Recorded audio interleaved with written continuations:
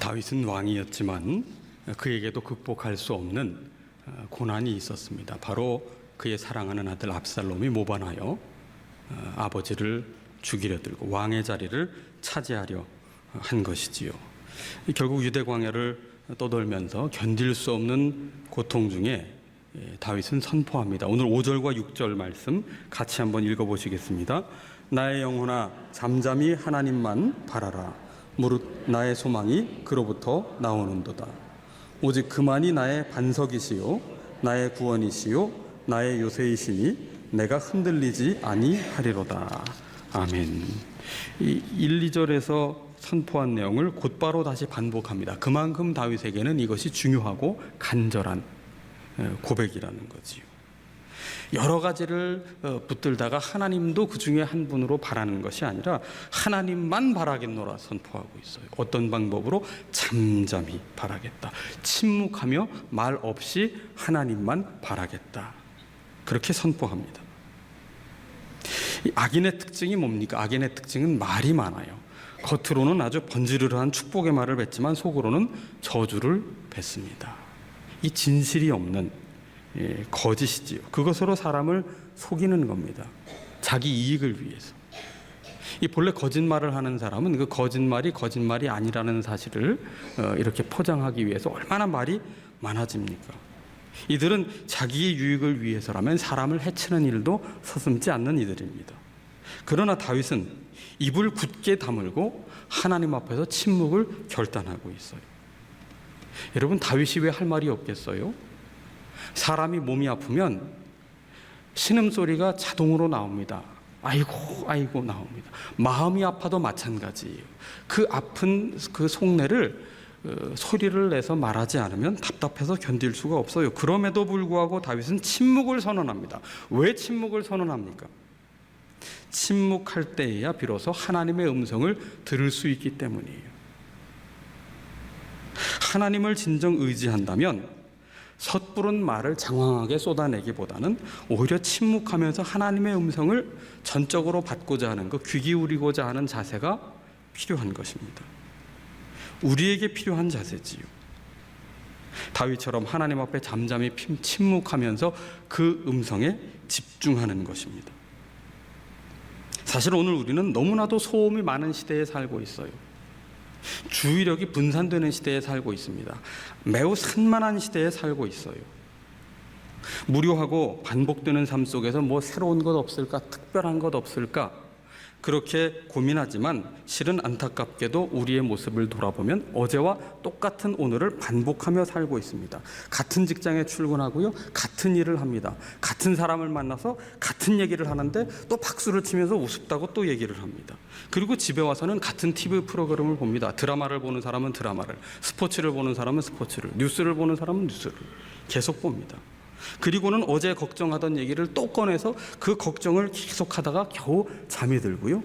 그리고 이른 새벽에 또 알람 소리를 듣고 일어나서는 어제와 똑같은 방식을 반복하며 다시 삽니다. 결국 남는 게 뭡니까? 끊임없이 걱정이 꼬리를 무는 삶의 무한 반복일 뿐이에요. 삶의 무거운 짐에 질질 끌려가듯 살아갑니다. 그래서 현실의 고민을 잠시라도 탈출하고자 즉각적인 만족을 주는 것에 집착을 하고요.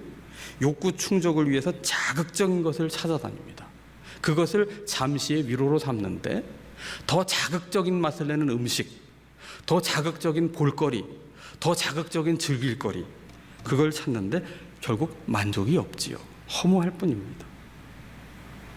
이렇게 우리는 대부분의 시간을 의미 없는 것에 허비하면서 살고 있어요.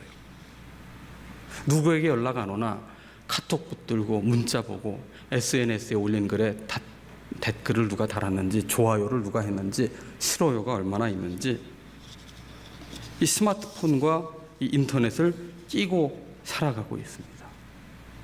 요즘 젊은 사람들은 검색을 할 때 유튜브로 들어가서 검색을 합니다. 예를 들어 넥타이 매는 법 그러면 예전에는 이걸 글씨로 쓴 것을 사진하고 봤는데 바로 유튜브로 들어가서 넥타이 매는 방법을, 여러 가지 방법을 영상을 보면서 직접 취득하는 거지요.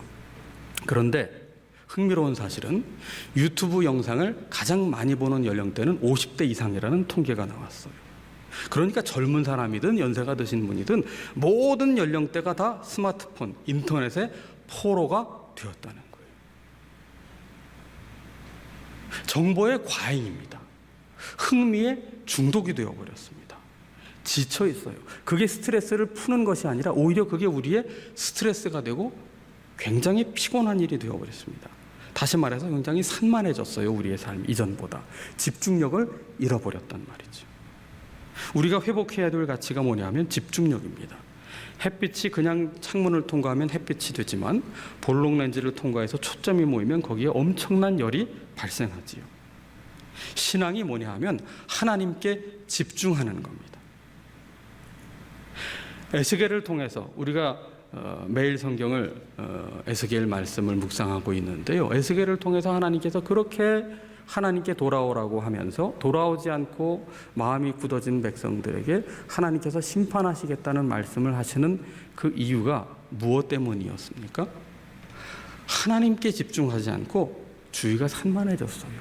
하나님도 섬기며 우상도 섬기는 겁니다. 여기 예루살렘 성전이 있으니 우리가 우상을 섬겨도 하나님이 어떻게 예루살렘 성전 건드리겠느냐? 교만한 거지요. 그러면서 바벨론도 의지해보고 바벨론이 힘이 강해지니까 또 애굽도 의지해보고 그러나 하나님을 의지하지 않는 백성들의 미래는 없는 겁니다. 심지어 하나님께서 무엇을 말씀하십니까? 유다의 왕들을 젊은 사자에 비유하고 있잖아요. 젊은 사자. 그 젊은 사자의 힘이 얼마나 강해요. 그런데 젊은 사자가 물어뜯는 법을 배웠다 하더라도 하나님께서 다 무너뜨리시겠다는 거예요. 다 무너뜨리시겠다는 거예요. 하나님만이 살리시기도 하고 하나님만이 낮추기도 하는 분이시기 때문에 하나님을 의지하지 않으면, 하나님께 집중하지 않으면 살 길이 없다는 것이지요. 여러분, 하나님께 집중하는 것이 뭡니까? 그것이 바로 다윗이 고백한 하나님만 잠잠히 바라보는 신앙이에요. 침묵하며 더 이상 어떠한 소리에도 주의를 빼앗기지 않고 하나님 음성에 귀 기울이는 삶, 산만한 삶에서 하나님께 집중하는 삶, 복잡한 삶에서 하나님께 집중하기 위하여 단순한 삶을 택하는 것, 소란한 삶에서 하나님의 음성을 구별하여 듣기 위해 침묵을 선택하는 삶, 집중력, 그것이 신앙입니다.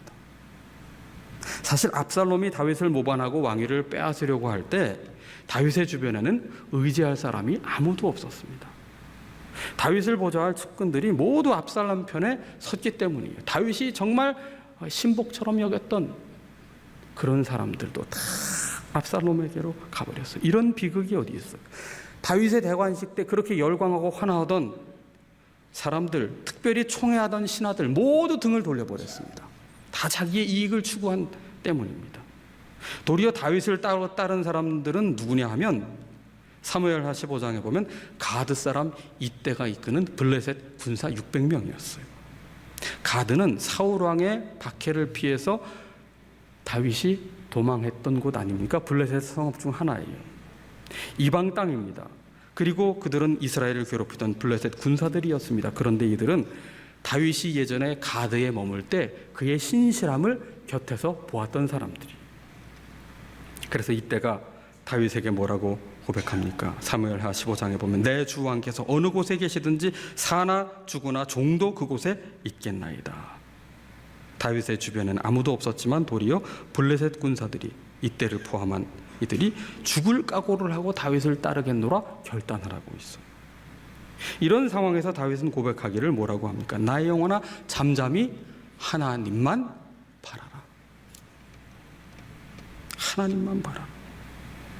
다윗은 자신의 영혼이 낙심의 수렁에 빠질 때까지 자신을 방치해 두지 않았어요. 끊임없이 하나님을 상기시키고 하나님께 집중하도록 그 영혼을 깨우는 겁니다. 아무리 상황이 자신을 배신한다 하더라도 구원과 영광은 오직 하나님께 달려있음을 계속 입술로 선포하는 거예요. 7절 말씀을 보십시오. 7절을 함께 읽습니다. 나의 구원과 영광이 하나님께 있음이요 내 힘의 반석과 피난처도 하나님께 있도다. 아멘.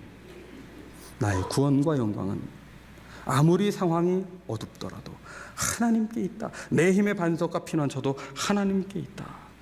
다윗은 상황에 매몰되어서 하나님을 무력한 분으로 그렇게 오해하거나 축소하기 전에 하나님이 자신의 삶의 주인 되심을, 구원과 영광이 되시는 분이심을, 반석과 피난처가 되신 분이심을 자신의 영혼에 계속해서 일깨워주고 있는 겁니다. 이게 신앙이에요.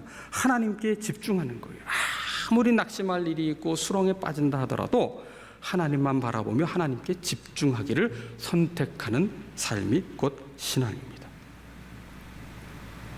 그러나 이 세상에 주는 영향력이 워낙 크기 때문에 우리는 하나님께 집중을 하지 못합니다. 세상만 바라보면 우리는 이 세상살이를 따라가느라 정말 숨 쉴 수 없는 중압감을 경험하면서 살아가게 돼요. 세상의 자랑이 뭡니까? 힘이요, 재물입니다. 그리고 명예입니다. 그런데 주님 말씀하세요. 10절입니다. 포악을 의지하지 말며 탈취한 것으로 허망하여지지 말며 재물이 늘어도 거기에 마음을 두지 말지어다. 자신의 힘을 의지하느라 하나님을 다 잊어버리고 자신이 성취하는 것만 얻으면 자신이 왕이 된 듯 착각하는 이 세상의 논리에 따라 살아가는 그 삶, 포악한 것도 의지할 필요 없고 탈취한 것으로 허망하지 말아야 되고 재물이 늘어도 악한 방법으로 취한 재물, 거기에도 마음을 두지 말라는 거예요. 하나님을 의지하지 않는 자의 성취를 부러워하지 말라는 겁니다.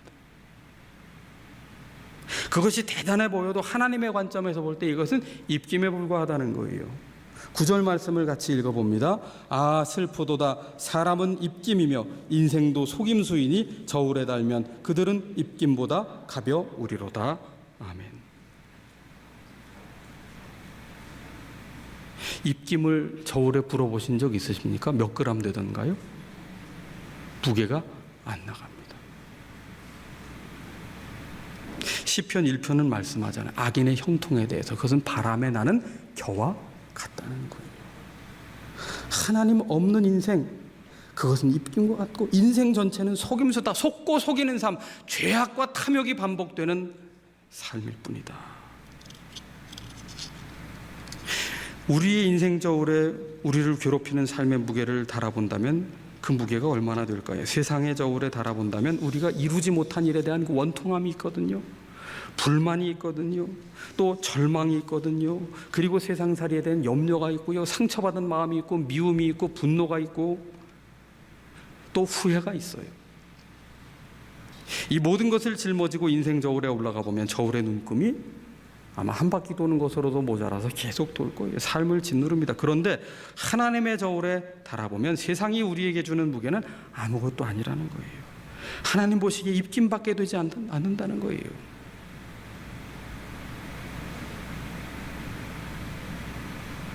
오직 의지해야 될 분은 누구냐? 세상이 아니라 하나님입니다. 인생이 아니라 하나님입니다. 성공이 아니라 하나님입니다. 그 하나님만이 반석이 되시고 피난처가 되시며 우리를 구원하시는, 우리를 도우시는 하나님이시기 때문이에요. 그래서 하나님만 의지하기로 결단한 다윗은 8절을 통해 이렇게 이제 백성들 앞에 선포합니다. 8절을 같이 읽어봅니다. 백성들아 시시로 그를 의지하고 그의 앞에 마음을 토하라. 하나님은 우리의 피난처시로다. 아멘. 백성들아 시시로 언제나 하나님을 의지하다. 그리고 하나님 앞에 마음을 토하여라. 세상의 모든 것은 다 우리를 속입니다. 결국 우리에게 주는 것은 실망밖에 없습니다. 그러나 우리가 할 수 있는 것이 무엇이냐? 시시로 날마다 때마다 하나님을 의지하고 하나님께 마음을 토하는 것이, 이 토한다는 표현은 쏟아낸다는 겁니다. 모든 것을 쏟아내는 거예요. 하나님 앞에 드리는 기도는 우리의 마음을 쏟아내는 기도가 되어야 합니다. 세상의 기도는 마음을 쏟아놓을 필요가 없어요. 내가 원하는 목록만 딱 적어서 청구하면 되는 겁니다. 그 시는 내가 적당하게 달래면 내가 원하는 것을 주는, 내가 부리는 종이고 사실은 내가 주인이고 내가 신이 되는 거지요. 그런데 성경에서 말씀하는 기도는 뭡니까? 하나님 아버지와의 교제예요. 창조주이시며 구원자이신 하나님 아버지와의 친밀한 사귐입니다. 그래서 기도의 핵심은 내가 구하는 것 이전에 하나님의 음성을 듣는 것이, 하나님만 바라고 잠잠히 침묵해야 될 이유입니다. 마태복음 7장에서 예수님께서는 기도에 대하여 가르쳐 주시면서 구하라 찾으라 두드리라 하시면서 그 말미에 뭐라고 말씀하십니까? 너희가 구하면 하늘아버지께서 좋은 것으로 주시지 않겠냐? 구하는 자에게 좋은 것으로 주시지 않겠느냐? 믿음이 적은 자들아. 하나님은 우리의 아버지가 되세요. 우리가 구한 것을 주시는 분이 아니라 우리가 구한 것보다 더 좋은 것, 아버지 보시기에 더 좋은 것을 우리에게 주시는 분이십니다. 그렇기 때문에 우리는 나의 필요보다 하나님 자신을 구하며 살아야 되는 거예요. 우리의 삶이 어떠하든지 우리가 결코 포기하면 안 되는 것이 있습니다. 그것은 하나님을 의지하는 믿음이에요. 하나님만 바라는 믿음을 포기하면 안 됩니다. 그리고 하나님께 우리의 마음을 토해내는 정직한 기도, 그것을 멈추어서는 안 돼요. 왜? 하나님을 의지할 때, 하나님을 향할 때 하나님의 말씀을 받고 하나님 앞에 내 마음을 토해낼 때 하나님은 우리를 살리시는 분이시기 때문이에요. 하나님의 은혜가 없이는 우리는 살 수 없기 때문입니다. 오늘은 광복기념주일이지요. 우리의 정치 현실을 보며 참으로 안타까운 것은 이 안팎의 어려운 상황에서도 이 상황을 이용해 차기 총선의 의석수를 늘리려는 계산만 하고 있는 위정자들, 그 현실을 보며 우리는 마음이 아플 뿐이지요.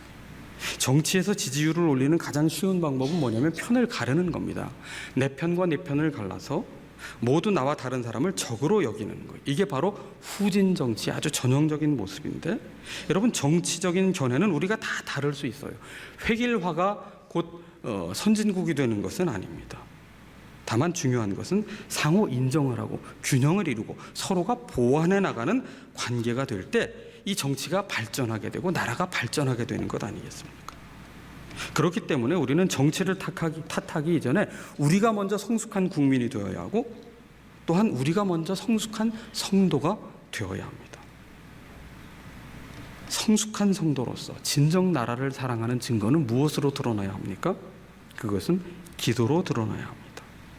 잠잠히 하나님만 바라며 엎드려 마음을 토하는 그 기도가 나라를 사랑하는 증거입니다. 여러분, 하나님은 정치 논평에 귀가 어두운 분이 아니세요. 세상 물정에 어두운 분이 아니십니다. 정치에 관한 수많은 말잔치가 정치를 성숙케 하는 게 아니에요. 우리의 목, 성도에게 가장 우선된 책임, 사명은 뭐냐 하면 그 어떤 것보다 먼저 하나님 앞에 기도하는 거예요.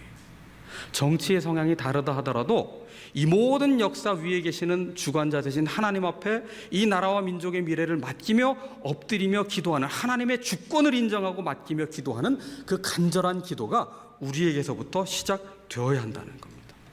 하나님이 찾으시는 사람이 누구겠어요? 정치 평론가겠어요? 하루 종일 정치 얘기하는 사람이겠어요? 아니에요. 간절히 엎드려 기도하는 한 사람을 찾으십니다. 하나님은 그렇게 하나님만 바라며 하나님 앞에 마음을 토해내며 이 나라와 민족을 하나님 앞에 맡기며 기도하는 간절한 기도에 몸부림이 있는 그 한 사람 한 사람, 그 거룩의 몸부림으로 깨어있고자 하는 하나님의 마음에 합한 사람의 그 간구를 통해서 이 나라를 싸매시고 이 나라를 든든케 하시고 이 나라를 세워주실 것이기 때문입니다. 정말 나라를 사랑하십니까? 그렇다면 우리는 걱정하는 시간에, 이러저러한 말을 하는 시간 이전에 먼저 내가 얼마만큼 하나님 앞에 하나님만 바라며 하나님 앞에 내 마음을 토해내며 기도하고 있는가를 다시금 돌아보아야 할 것입니다. 오늘 우리는 나의 영혼아 잠잠히 하나님만 바라라, 무릇 나의 소망이 그로부터 나오는도다. 백성들아 시시로 그를 의지하고 그의 앞에 마음을 토하라. 하나님은 우리의 피난처시로다. 이 깊은 수렁에서 어둠과 혼란 가운데서 하나님을 향하여 간절히 기도하며 또 그 백성들로 하여금 하나님 앞에 기도하라고 외쳤던 이 다윗의 간절한 부르짖음을 우리는 다시 한번 우리의 마음에 새기며 나라를 위하여, 조국의 미래를 위하여 엎드려 기도해야 하겠습니다.